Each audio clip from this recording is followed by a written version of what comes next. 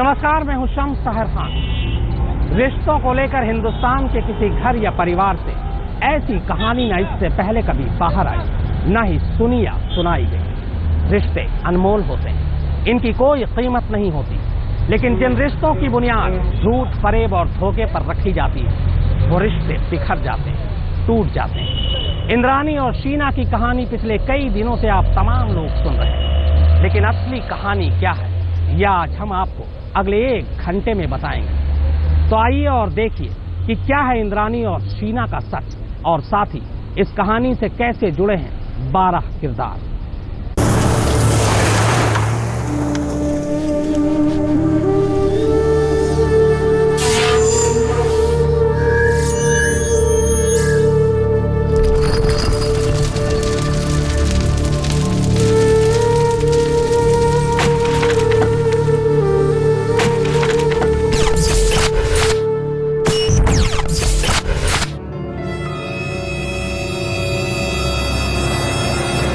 कैसी पहेली है ये, कैसी पहेली जिंदगानी।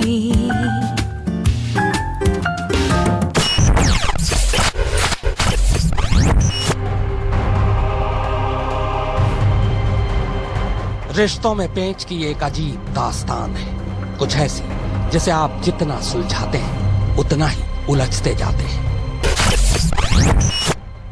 आप किसी भी रिश्ते का नाम लीजिए, माँ बेटी का, माँ बेटे का, बाप बेटी का, बाप बेटे का, भाई बहन का, बहन भाई का, सगे का, सौतेले का, बहन से इश्क का, मौसी से प्यार का, या फिर बाप की बेटी के साथ अजीब रिश्ते का। इस कहानी में हर रिश्ते का एक पेंच है, हर रिश्ते में प्यार है तो झगड़ा भी, सच है तो झूठ भी, फरेब है तो धोखा भी।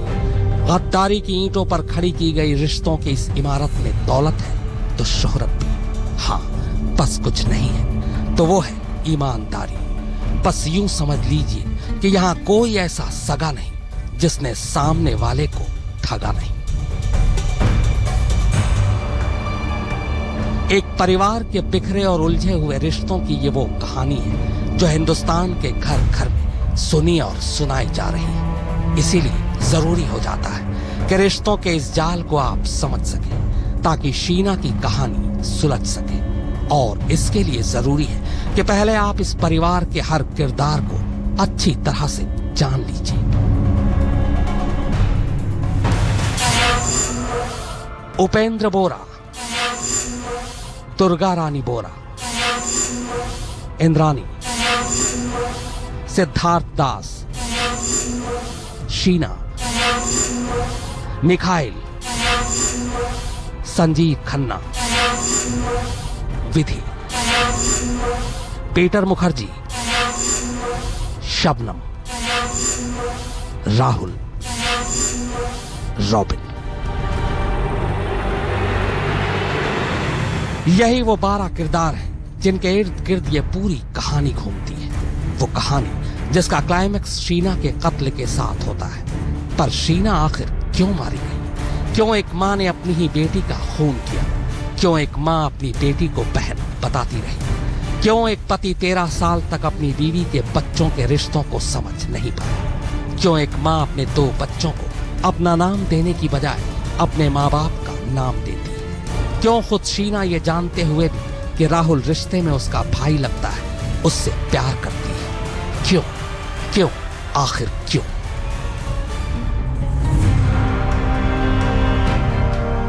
जितना इस परिवार का रिश्ता उलझाने वाला है, उससे कहीं कहीं ज्यादा ये सवाल बेचैन करने वाले हैं। पर सवाल तो सवाल है, जवाब मांगते हैं, और जवाब इसी परिवार के रिश्तों में छुपा है। वो जवाब जो सारा देश सुनना चाहता है, जानना चाहता है।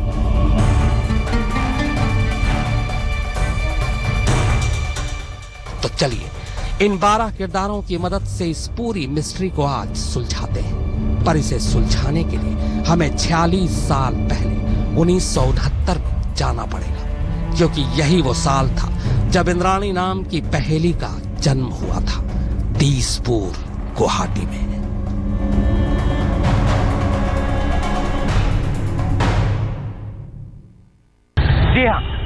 दीसपुर, असम। 46 साल पहले इन रिश्तों की कहानी यहीं से शुरू होती। किस्मत का खेल देखिए कि अपनी जिस बेटी के कत्ल के इल्जाम में इंद्रानी सलाखों के पीछे है, उस इंद्रानी का बचपन इसी दीसपुर में बेहद घुटन भरे माहौल में गुजरा। बाप के साथ कभी बनी नहीं। बाप पर इल्जाम लगा कि उसने उनके साथ यौन शोषण किया और फिर इंद्रानी को अपना घर तक छोड़ना पड़ा।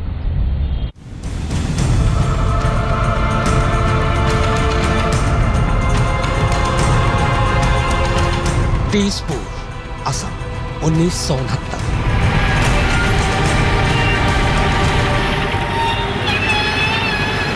उपेंद्र कुमार बोरा का परिवार कुछ वक्त पहले ही तेजपुर से दीसपुर शिफ्ट कर गया था।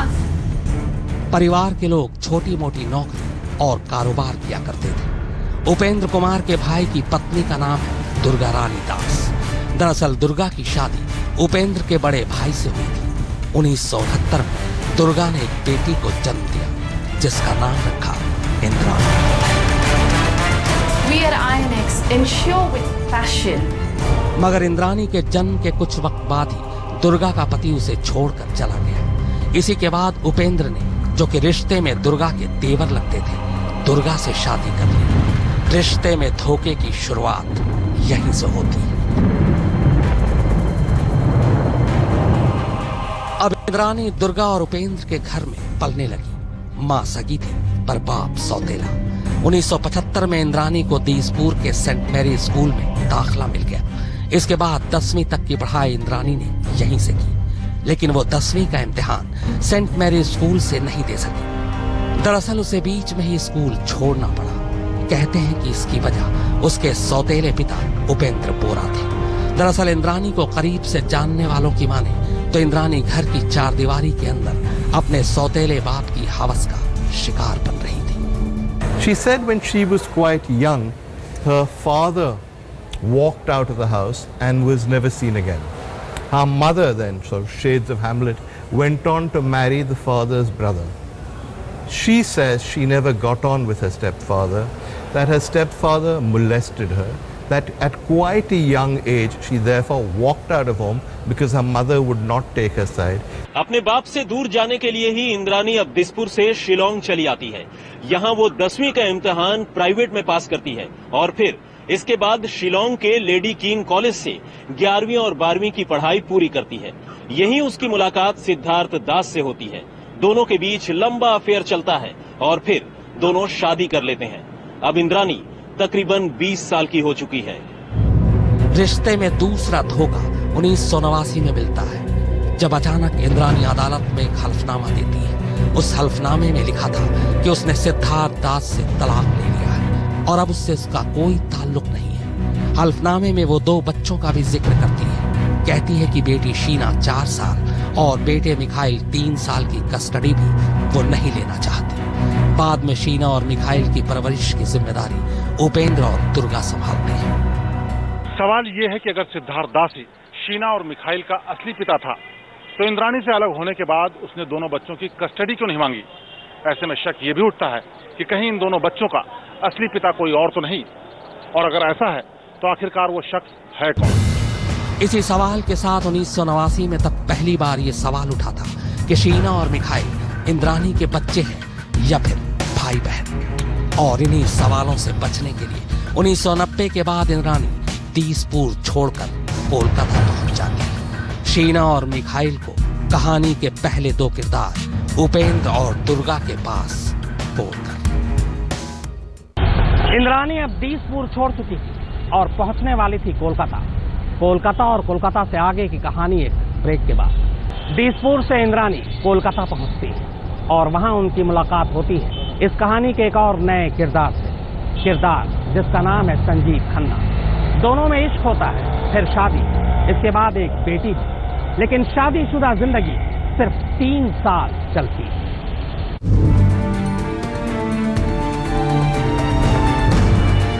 कोलकाता 1990।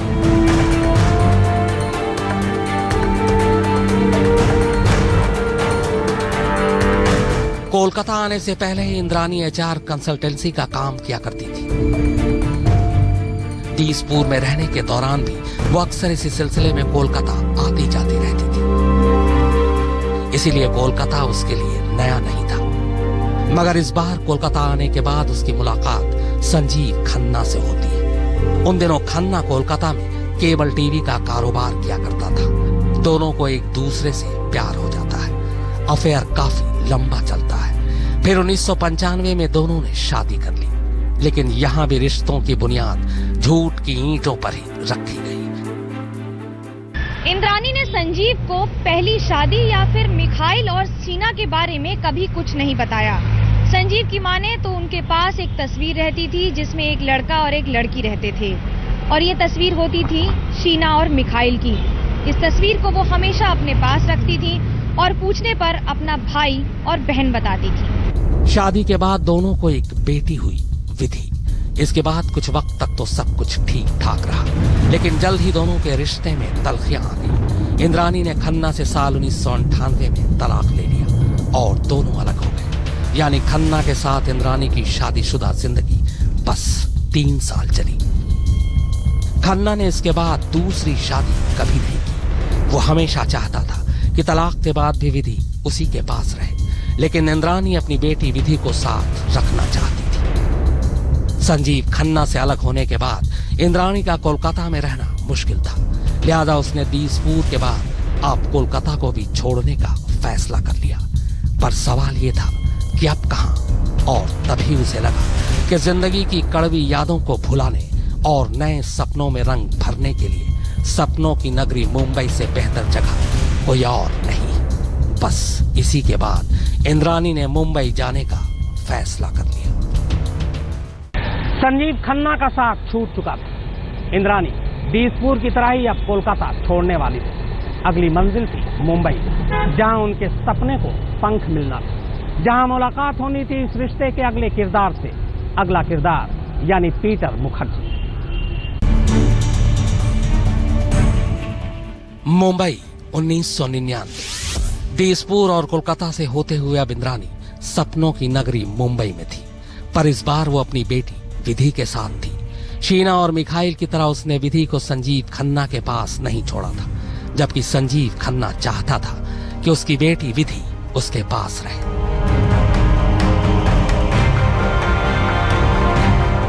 जाहिर अब सवाल ये उठता है कि अगर विधि को लेकर इंद्राणी की ममता इतनी ज्यादा थी तो फिर शीना और मिखाइल के लिए क्यों नहीं। यह सवाल फिर उस सवाल पर ले जाता है कि शीना और मिखाइल सचमुच उसके बच्चे थे या फिर अजीब रिश्ते से जन्मे भाई बहन।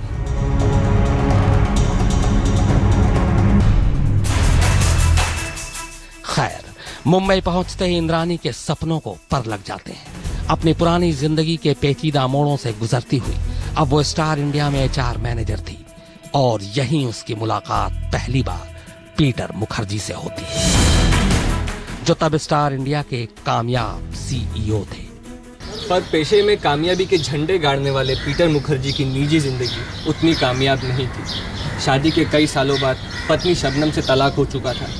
2 बेटे राहुल और रॉबिन पीटर के बजाय मां शबनम के साथ देहरादून में रहते थे।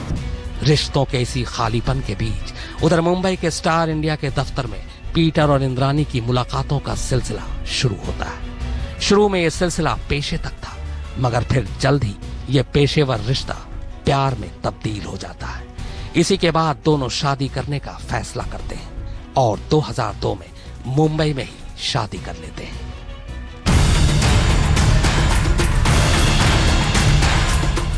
शादी से पहले इंद्राणी पीटर मुखर्जी को तलाकशुदा पति संजीव खन्ना और बेटी विधि के बारे में तो सब कुछ सच सच बताती है, पर शीना और मिखाइल के रिश्तों को छुपा जाती है, दोनों को अपना छोटा भाई और बहन बताकर। इसी बीच पीटर का स्टार इंडिया के साथ कॉन्ट्रैक्ट खत्म होने जा रहा था, पर कॉन्ट्रैक्ट के साथ शर्त यह भी थी कि स्टार इंडिया छोड़ने के बाद पीटर एक खास मुद्दत तक किसी और कंपनी को ज्वाइन नहीं करेंगे, और इसी कॉन्ट्रैक्ट की शर्त ने इंद्राणी को अचानक बुलंदी पर पहुंचा दिया।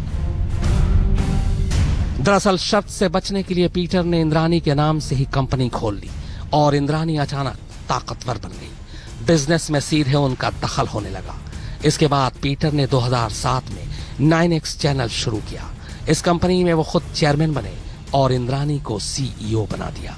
9X चैनल, INX मीडिया और INX न्यूज को जोड़कर शुरू किया गया था। इंद्रानी अब सब कुछ खुद देख रही थी, हर चीज में उनकी दखल थी।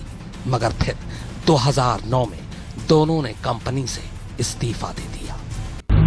पहले दिसपुर, फिर कोलकाता, उसके बाद मुंबई आने के बाद इंद्रानी मुखर्जी की किस्मत पूरी तरह से बदल जाती है। दौलत और शोहरत दोनों उनके कदम सूखने लगते हैं। इसके बाद तो इंद्रानी कभी पीछे मुड़कर नहीं देखती, लेकिन उनका अतीत यहाँ एक बार फिर उनका पीछा करना शुरू कर देता है।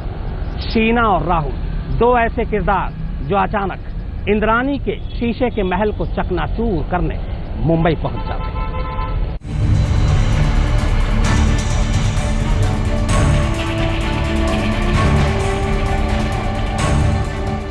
गुजरते वक्त के साथ पीटर और इंद्रानी की जोड़ी अब कारोबार की दुनिया में पूरी मजबूती से अपने पैर जमाने लगी थी। अब दौलत शोहरत दोनों की बारिश हो रही थी। दोनों का कारोबार कई 100 करोड़ को पार कर चुका था और दोनों अब एक नहीं कई कंपनियों के मालिक बन चुके थे। उनके पास सेंट्रल मुंबई के पॉश इलाके यानी वर्ली में 2 आलीशान फ्लैट्स के अलावा इंग्लैंड में भी 2 घर थे। इसी दौरान मुखर्जी परिवार ने INX ग्रुप की भी शुरुआत की और देखते ही देखते कंपनी को कामयाबी की ऊंचाई पर ले गई। 2006 से लेकर बाद के कई सालों तक इंद्रानी पीटर मुखर्जी के साथ मिलकर तकरीबन 13 कंपनियों का हिस्सेदार बन चुकी थी। इनमें से कई कंपनियों को उन्होंने बेच दिया, लेकिन INX executive search, INX services, INX productions और ABC मूवीज के मालिकाना हक इन दोनों ने अपने पास ही रखे। लेकिन प्रोफेशनल लाइफ में लगातार हासिल होती इन बुलंदियों के बीच अब इंद्रानी के लाइफ में एक नया ट्विस्ट आता है। अपनी जिस बेटी शीना को अब तक इंद्रानी अपने पीटर मुखर्जी से अपनी बहन बताकर मिलाती रही, वही शीना अब अपने ख्वाबों के साथ मुंबई में कदम रखती है। न सिर्फ कदम रखती है, इंद्रानी के जरिए कभी कभार उस सौतेले बाप यानी पीटर मुखर्जी से भी मिलती है जिन्हें वो जीजू पुकारती थी। इतना होने के बावजूद इंद्रानी शीना को न तो अपने बहुत करीब आने देती है और न ही पीटर के, बल्कि शीना दोनों से दूर मुंबई में ही किराए का मकान लेकर रहने लगती है और मुंबई मेट्रो में काम करती है। उधर पीटर की पहली पत्नी से हुआ बेटा राहुल मुखर्जी भी देहरादून से मुंबई आ पहुंचता है। मगर असली मुसीबत तब शुरू होती है जब हमउम्र राहुल और शीना धीरे धीरे एक दूसरे के करीब आने लगते हैं। मुखर्जी परिवार यानी पीटर और इंद्रानी को जब इन दोनों के रिश्ते का पता चलता है तो जैसे घर में भूचाल आ जाता है। अब इंद्रानी अपनी बेटी शीना को राहुल से दूर रहने की हिदायत देती है, लेकिन शीना उसकी नहीं सुनती और यहीं से इन माँ बेटी के बीच ऐसी दरार पड़ती है जो वक्त के साथ लगातार बढ़ती जाती है। तमाम धमकियों के बावजूद शीना और राहुल एक दूसरे से दूर नहीं होते और 2011 में सगाई भी कर लेते हैं। बस इस सगाई के बाद ही इंद्रानी पूरी तरह बदल जाती है। दरअसल इंद्रानी को अब पहली बार लग रहा था कि शीना उसके शीशे के महल को चकनाचूर कर सकती है। करोड़ों की दौलत उसके हाथ से निकल सकती है, क्योंकि राहुल के साथ शादी होते ही वो भी इस दौलत का हिस्सेदार बन जाएगी। इसीलिए इंद्रानी किसी भी कीमत पर शीना को राहुल की जिंदगी से निकाल फेंकना चाहती थी, मगर शीना इसके लिए तैयार नहीं थी। अब उस पर इंद्रानी की धमकियों और पैसों के लालच का भी कोई असर नहीं हो रहा था। उल्टे तलखी के दौरान अब शीना भी अपनी मां को ब्लैकमेल करने लगती है। ब्लैकमेल पीटर से अपने असली रिश्ते उजागर कर देने की, उसे ये बता देने की कि वो इंद्रानी की बहन नहीं बल्कि बेटी है। अचानक सब कुछ इंद्रानी के खिलाफ हो रहा था। इंद्रानी को यकीन था कि शीना के साथ राहुल की शादी के फैसले को लेकर पीटर मुखर्जी भी उसका साथ नहीं देंगे। लिहाजा इंद्रानी ने खुद ही इस मसले को हल करने का फैसला किया। फैसला शीना को मार डालने का। मगर शीना के कत्ल के बाद भी मसला खत्म नहीं होने वाला था, क्योंकि मिखाइल जिंदा रहता। लिहाजा उसने शीना और मिखाइल दोनों को रास्ते से हटाने का फैसला कर लिया और इसके लिए दिन चुना मंगलवार, तारीख चुनी 24 अप्रैल और साल 2012। इंद्रानी ने बहुत मुश्किल से यहाँ तक का सफर तय किया था। बहुत मुश्किल से वो तमाम चीजें पाई थी जिसकी उसने तमन्ना की थी, लेकिन ऐन वक्त पर अब उसे ऐसा लगने लगा था कि ये सारी चीजें उससे छिन जाएंगी और इसीलिए उसने रची खौफनाक साजिश। मिखाइल सच निकला, लेकिन शीना का क्या होगा?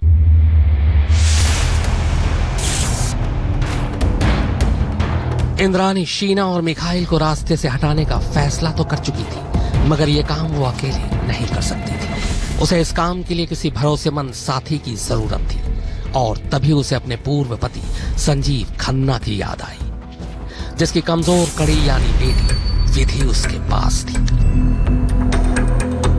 विधि का वास्ता देकर और विधि को अपना वारिस बनाने का हवाला देकर इंद्रानी ने संजीव खन्ना को अपने साथ मिला लिया। आधा काम हो चुका था, अब बस उसे एक और मददगार की जरूरत थी जो कत्ल के बाद लाश ठिकाने लगा सके। इसके लिए उसने पहले से साजिश रची। मुंबई में ऑटो चला चुके मुखर्जी परिवार के भरोसेमंद ड्राइवर श्यामवर राय को इस काम के लिए चुना, फिर पैसों का लालच देकर उसे भी साजिश में शामिल कर लिया। साजिश का पहला पड़ाव पूरा हो चुका था, अब कत्ल की बारी थी। लेकिन मुश्किल ये थी कि शीना तो मुंबई में थी, लेकिन मिखाइल गुवाहाटी में था। ऐसे में उसको मुंबई बुलाना बेहद जरूरी था। अब इंद्रानी ने अपना प्लान खेला और राहुल और शीना की शादी की बात करके मिखाइल को मुंबई बुला लिया। वो 24 अप्रैल 2012 की तारीख थी।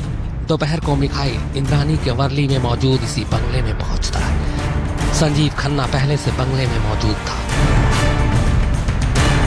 इसके बाद मिखाइल को घर में पानी पीने के लिए दिया जाता है, मगर पानी में बेहोशी की दवा मिली थी। उसके पीते ही मिखाइल को कुछ होने लगता है। इसी बीच संजीव और इंद्रानी मिखाइल को घर में रुकने को कहकर बाहर निकल जाते हैं, ये कहते हुए कि वो शीना और राहुल को लेकर वापस आएंगे। मगर मिखाइल को पानी पीने के बाद से ही कुछ अजीब सा लग रहा था और वो फौरन इंद्रानी के घर से निकल जाता है। दरअसल साजिश ये थी कि मिखाइल को बेहोशी की हालत में घर में ही गला घोंट कर मार डाला जाए और फिर शीना की तरह ही उसकी लाश भी उसी रायगढ़ के जंगल में जला दी जाए। पर ऐसा हो नहीं पाया। मिखाइल की किस्मत अच्छी थी कि वो होश में ही उस घर से बाहर निकल गया और बच गया। उधर इंद्रानी और संजीव खन्ना को यह नहीं पता था कि मिखाइल होश में है और वो घर से बाहर जा चुका है।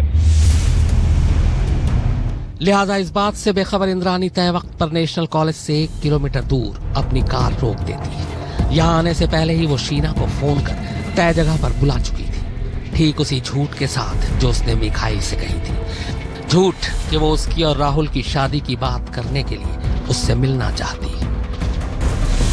शाम 6:30 बजे का वक्त था। इंद्रानी अब कार में शीना का इंतजार कर रही थी। कार में उसके साथ संजीव खन्ना के अलावा ड्राइवर श्यामवर राय भी था। शीना बस अब किसी भी पल वहां पहुंचने वाली थी।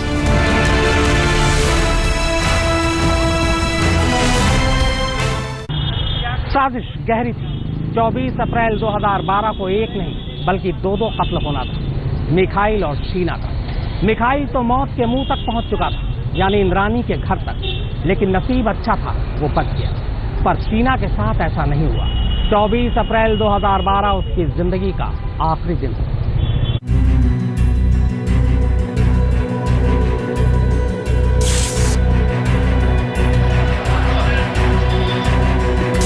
चौबीस अप्रैल 2012 नेशनल कॉलेज मुंबई, शाम 6:30 बजे। इंद्रानी के बुलावे पर शीना तय जगह पर पहुंच जाती है। उसके साथ तब राहुल भी था, मगर राहुल इंद्रानी को देखकर उसकी कार के करीब नहीं जाता, बल्कि शीना को वहीं छोड़कर अपनी कार से वापस लौट जाता है। शीना जब इंद्रानी के कार के करीब पहुंचती है तो उसे अचानक ड्राइवर की बराबर वाली सीट पर संजीव खन्ना बैठा दिखाई देता है। उसे देखते ही शीना कार में बैठने से इनकार कर देती है, मगर इंद्रानी जबरदस्ती उसका हाथ पकड़कर उसे कार के अंदर खींच लेती है। कार अब भी वहीं खड़ी थी। इसके बाद इंद्रानी उसे पानी का बोतल देती है, मगर शीना पानी पीने से मना कर देती है। तब भी इंद्रानी उसे जबरदस्ती पानी पिला देती है। पानी पीते ही शीना नींद बेहोश हो जाती है। इसके बाद कार चल पड़ती है। अब चलती कार में संजीव शीना के दोनों हाथ पकड़ लेता है और इंद्रानी अपने हाथों से अपनी शीना का गला घोंट देती है। शीना दम तोड़ चुकी थी। इसके बाद श्यामवर राय कार को सीधे वर्ली में मौजूद इंद्रानी के बंगले पर ले आता है और कार को गैराज में पार्क कर देता है। जबकि इंद्रानी और संजीव घर के अंदर पहुंचते हैं मिखाइल को देखने। दोनों घबरा जाते हैं। इसके बाद वो मिखाइल के मोबाइल पर फोन करते हैं, पर मिखाइल का फोन बंद था। उधर तब तक श्यामवर शीना की लाश एक बैग में पैक कर चुका था, जिसे इसी काम के लिए पहले से गैरेज में रखा गया था। श्यामवर ने शीना की लाश बैग में भरने के बाद उस पर कुछ कपड़े डाले और फिर बैग को बंद कर उसे कार की डिग्गी में डाल दिया। अब तीनों को इंतजार था सुबह होने का, और तब तक के लिए संजीव वर्ली के अपने होटल में चला गया और श्यामवर अपने घर। सुबह होते ही एक बार फिर संजीव और श्यामवर इंद्रानी के घर पहुंचते हैं। पीटर मुखर्जी तब विदेश में थे। इसके बाद तीनों उसी कार में बैठते हैं और रायगढ़ के लिए निकल पड़ते हैं। करीब 2 घंटे में रायगढ़ पहुंचने के बाद तीनों घने जंगल के बीच बक्से से लाश निकालते हैं। इसके बाद पेट्रोल डालकर उसे जला देते हैं। फिर कुछ देर बाद अधजली लाश को वहीं दफन कर देते हैं। इसके बाद उसी रोज संजीव कोलकाता लौट जाता है और श्यामवर अपने घर।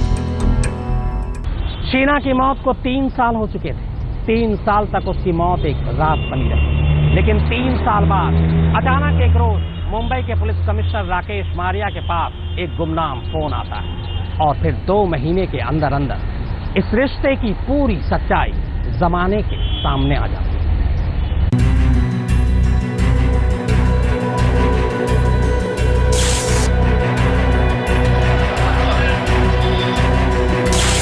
तीन साल बाद जून का पहला हफ्ता 2015।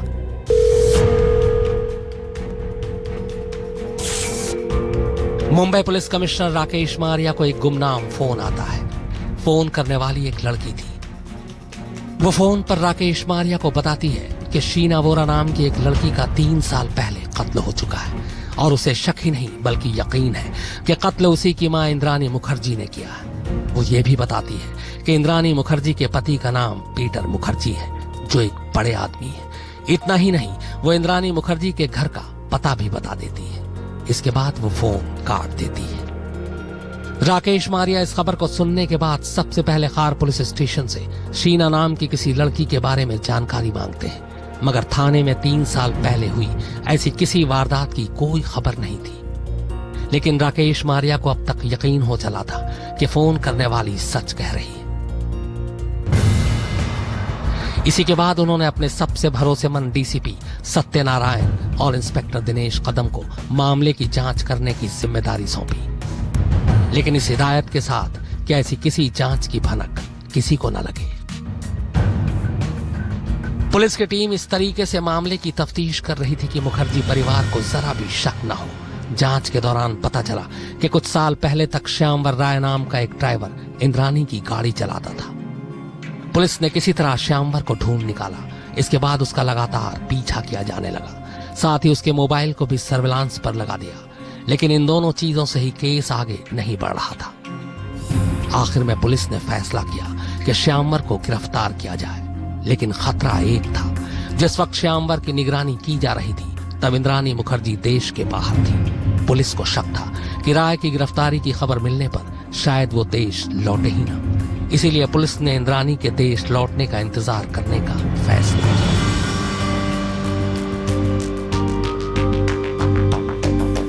फिर एक रोज खबर मिलती है कि इंद्रानी मुंबई लौट आई है। खबर मिलते ही अब पुलिस श्यामवर राय को उठा लेती है। गिरफ्तारी आर्म्स एक्ट के तहत दिखाई जाती है। इसके बाद उससे पूछताछ होती है। उसे डराया जाता है कि आर्म्स एक्ट में संजय दत्त भी जेल जाने से नहीं बचे, इसीलिए शीना के कत्ल का सच बता दो। पुलिस की सख्ती के आगे राय जल्द ही टूट जाता है और फिर वो 24 अप्रैल 2012 की सारी कहानी उगल देता है। इसी के बाद राकेश मारिया का सिग्नल मिलते ही आखिरकार 25 अगस्त को इंद्रानी मुखर्जी को गिरफ्तार कर लिया जाता है।